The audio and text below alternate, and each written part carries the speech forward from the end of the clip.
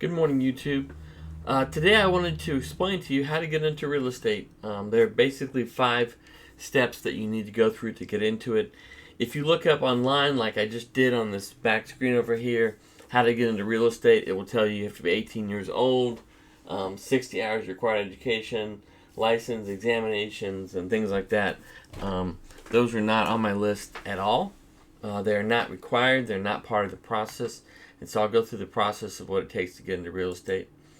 Number one, and this is the thing everyone overlooks, is you have to be able to find a good deal. Most people, they start at number 2. That I need money. I don't have money, so I can't buy real estate. I don't have money, I can't buy real estate. I don't have money, can't buy real estate. And so that's really where they're stuck their whole life. And so there are 5 steps. Number 1 is you have to be able to find a good deal. For me, for real estate in particular, I stepped into the first deal because it was next door to some friends of ours, and it was a ridiculous price. It was posted on Facebook. I had just gone to the Berkshire Hathaway shareholders meeting and listened to Warren Buffett talk about what an investment was, and it met the criteria. The second house, I spent 30 minutes to an hour every night for a year to look at that area over and over and over and over again, see every house that sold, every house for sale, how long it took to sell, and then I understood the value of the houses. I learned how to buy from HUD and some different things during that time period, and then, so I found the second deal that way. The third deal was similar process, continuing to use that same system. And so you're looking to find a moat, and you need a system to find a deal. Mine was just checking a certain neighborhood, every day to see values and understand the values of the properties. And then I figured out how to find what the actual value was and how to find houses that are selling below value. Starting capital. This is just the money that you need for a down payment. Whether you use the money for down payment or not, you're going to need capital. A bank, an individual will not loan to a person who does not have money. So having money is a predication to getting money. And so you have to do that. And so what I did this was a paycheck deduction into a certain stock that my company had. And this was the deduction. This is what my system happened to be. And in general, you're going to use your wealth building system. Now, I recommend that you put 50% of your money aside to never spend and build wealth, and that money can be used for these next 2 things. And so you need a difference between what you spend and what you make. Either you can increase what you make or decrease what you spend, but there is someone who's living on half what you make. There is someone who makes twice as much. So it is possible. You would just have to look and see what they're doing. Income buffer. You can do this with an automatic, like a monthly deduction to, let's say, an index fund. And I like that. That is something that I like to do, is put money in index funds. And this is part of your wealth building strategies. You look at this monthly deduction that you're doing, and it's small, and you think, how is that getting me my objective? Okay. And this is basically how that's working. Number 4, you need access to capital. How do you get access to capital? Well, there's some skill sets here. There's some things you need to build. You could look at your credit score. You could increase your relationships. There are people that buy houses and partner in houses. Most of the barrier for access to capital, you have to create some type of relationships. Work on your credit score, look at what the banks will do, understand that, and then look and find the deal. Okay, the right deal creates access to capital through relationships.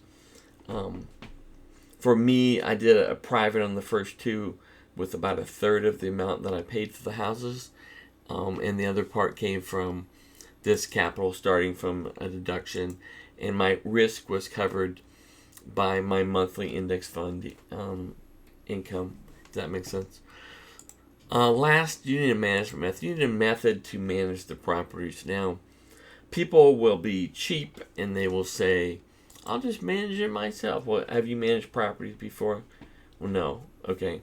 So, as an investor in this relationship, why would you give money to a person to buy a property that's going to manage it when they don't have a skill in managing it? That's a foolish investment. A real investor is not going to do that unless all of their risk is covered in some way, such as a lien on your house or something like that, right? So you want to work this out. How are you going to manage the properties? You can do it yourself. Even if you do it yourself, I would include in your expenses an 8 to 10% management costs. And then the way I would view it is just, at some point in your numbers, you expect to pay that whether you're paying it to yourself or paying it to someone else. But that's about the cost for management, 8 to 10%. Good property management can allow you to turn properties between renters in days rather than weeks, which can save you maybe $1,000 a year. At a rent of $1,000 a month, they'll definitely save you around 2 or 3 weeks per year starting off. Now, the problem with getting a management company up front is that you don't learn the skill sets needed to manage the management company, to fix the things. You don't have relationships with plumbers, things like that. You don't know how things are doing, so you're approaching things from a standpoint of not understanding, maybe fear. And a lot of times the management company's quotes are just the quotes they received. It may not be the right way to handle stuff. I got out of a roof leak, and I got a quote from a management company for $2,200 and then $4,700. Well, I know because I partially manage some of my own properties, that a new roof costs $9,000. I'm not going to repair one for $4,700 when I get a new one for $9,000. Turns out the issue doesn't usually occur anyway, and so we didn't have to fix it in this case. And so those things are going to be a growth area and a skill set that you're going to have to build if you're in properties. People sometimes say, well, I don't want to fix toilets. I've never fixed a toilet.